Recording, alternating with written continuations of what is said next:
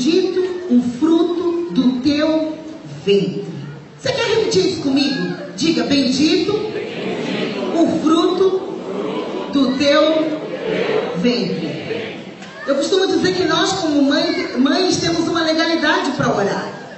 Porque a palavra de Deus diz que Deus atende não o nosso choro. Deus atende o quê? A sua palavra. Ele diz, eis que velo sobre a minha palavra para fazer cumprir. E todas as vezes que você chegar diante de Deus com algum problema pelo seu filho, você pode dizer, Deus, a tua palavra diz, bendito é o fruto do meu ventre. E um fruto de ventre abençoado nunca pode ser problemático. Não é mesmo?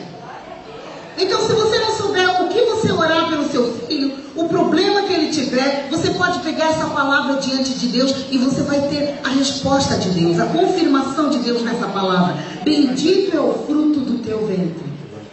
Eu pesquisei algumas mulheres, eu lembrei de algumas mulheres aqui da igreja, para algumas eu pedi autorização porque eu vou falar delas, algumas eu não pedi, mas eu vou falar também. Pelos bons exemplos que a gente tem como mulheres. Uma das mulheres que me impactou muito, não sei se vocês sabem um pouco do nosso cristianismo, mas Santo Agostinho é um homem que foi um marco no cristianismo. Santo Agostinho era negro, porque ele nasceu na África, ele era africano. E ele tinha uma mãe chamada Mônica, que a igreja católica chama de Santa Mônica, mas a gente vai chamar ela só de Mônica, porque era mãe de Santo Agostinho.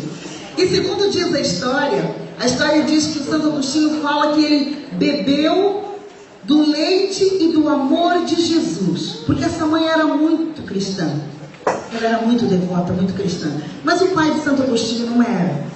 Então, numa determinada época da vida dele, ele debandou para o mundo e foi o pior dos homens. E essa mulher chorava, ia para a igreja e rezava, orava, pedia, implorava. E a história conta que uma vez ela chegou perto de um bispo e falou, por favor, ore pelo meu filho. E sabe o que o bispo respondeu? Ele respondeu assim, fica tranquila, é impossível que pereça um filho de tantas lágrimas. Eu achei isso tão lindo. É impossível que pereça um filho de tantas lágrimas. Tanto que ele se converteu e ele foi o que ele foi dentro da igreja. Por causa de uma mãe que orava, uma mãe que não deixou esse filho se perder. Se você como mãe que está aqui hoje pensa, meu filho não tem mais jeito, eu quero te dizer uma coisa, a Bíblia não diz isso. Só não tem mais jeito se ele já morreu, e mesmo assim, Deus sempre atende as orações de uma mãe. Eu me lembro quando Abraão teve Ismael. Lembra que Ismael não era o filho da promessa? O filho da promessa seria Isaac. Quando ele mandou embora Ismael junto com Agar, o que aquela mulher fez? Ela chegou no deserto, tinha acabado a água, não tinha água, Ismael ia morrer. Ela deixou o filho no lugar e ela correu para o outro e foi chorar. Porque ela falou, nós vamos morrer. O anjo apareceu para Agar e disse, o que ela disse? O que ele disse? Levanta a cabeça, porque esse menino não vai morrer e eu farei dele uma grande nação, porque eu ouvi o teu choro. E hoje nós temos a Palestina aí, que é fruto dos filhos de Ismael. Tem uma outra mãe na história da igreja cristã, da igreja evangélica, que é uma mãe que marcou. Se vocês quiserem, depois eu posso, para as mães, eu posso passar os links na internet para você ler, que eu achei muito interessante. Essa mãe se chamava Susannah Wesley. Susannah Wesley é a mãe de John Wesley. Essa mulher teve 19 filhos. Você sabe o que é isso? 19 filhos é uma creche, não é uma casa. Como é que você vai cuidar de 19 filhos? John Wesley foi o 15º filho dela. Eu não vou falar como ela educava, porque quando John Wesley foi reformador da igreja evangélica, né? O metodismo saiu de John Wesley. Ele perguntou para a mãe como ela educou os filhos, e tem um tratado muito grande de como ser uma mãe, que ela falou como ela fazia durante o dia, quais eram os horários que ela tinha durante o dia. Mas a história diz assim, que Susana Wesley praticava o que ensinava aos seus filhos. Ela separava todos os dias, olha que lindo, para as mamães de serviço que estão sempre de cabelo em pé, mãe turista, né? Mãe turista pega filho na escola, vai para não sei aonde, vai para aqui não sei o que, volta para não sei o que, pega filho, leva para médico, leva para pediatra. Vocês não sabem o que é um dia de uma mãe, viu? A gente faz 200 mil coisas ao mesmo tempo, atende telefone, pilota fogão, dá ordem para uma, faz outra coisa. Mas, gente, nós não somos melhores do que os homens, nós somos diferentes. E Deus nos fez com essa capacidade para fazer isso. A Susana Wesley, com esses 19 filhos e com toda a responsabilidade que ele tinha da família dela, ela separava todos os dias 2 horas diárias para devoção a sós com Deus. Os filhos sabiam que nessas 2 horas ela entrava dentro do quarto, ela fechava a porta do quarto e ela estava orando pela família dela.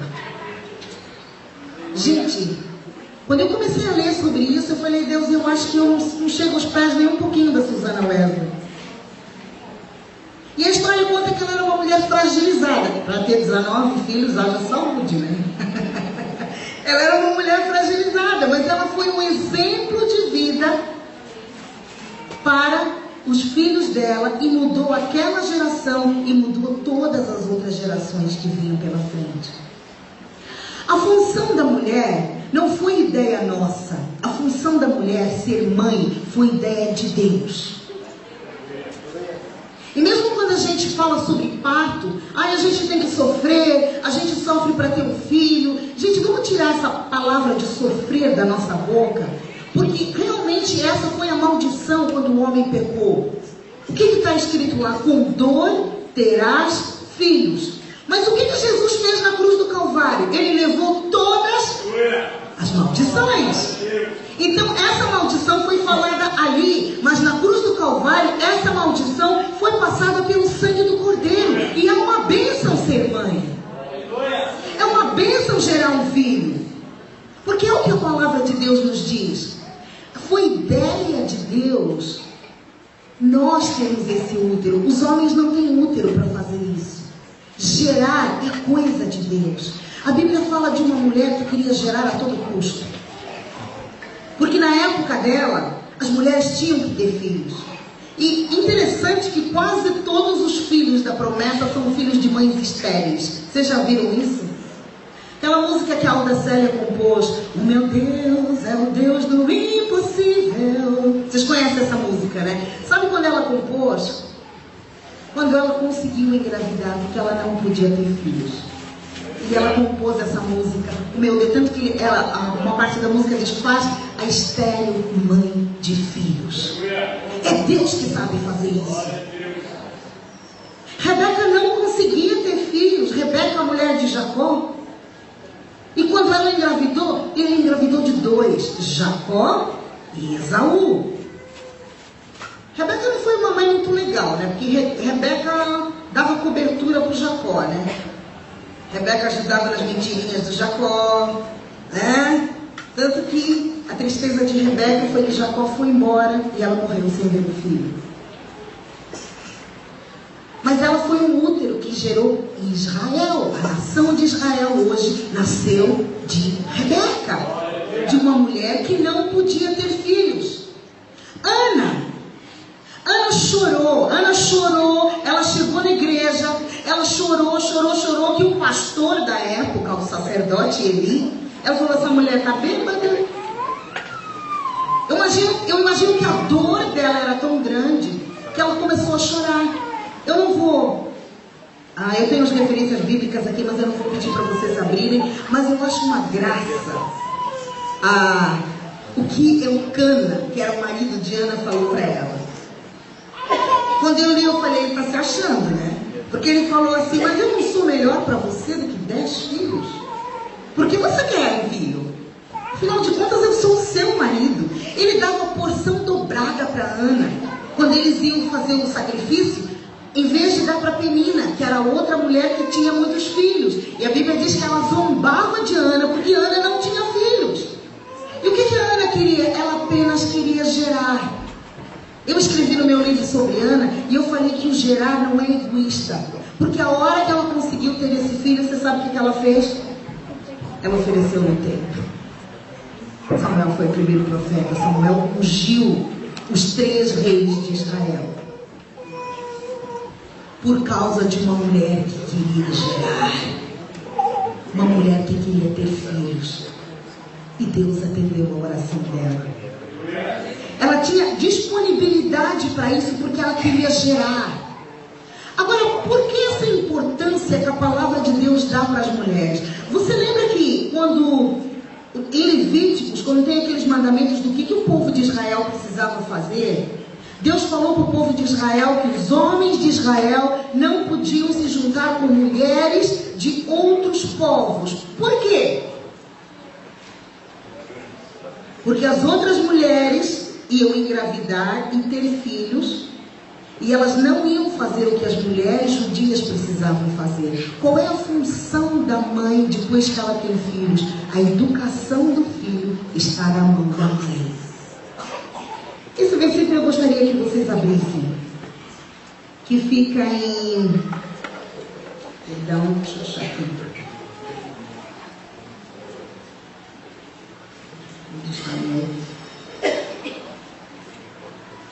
Deuteronômio 6, versículos 7 e 8. Deuteronômio 6, versículos 7 e 8.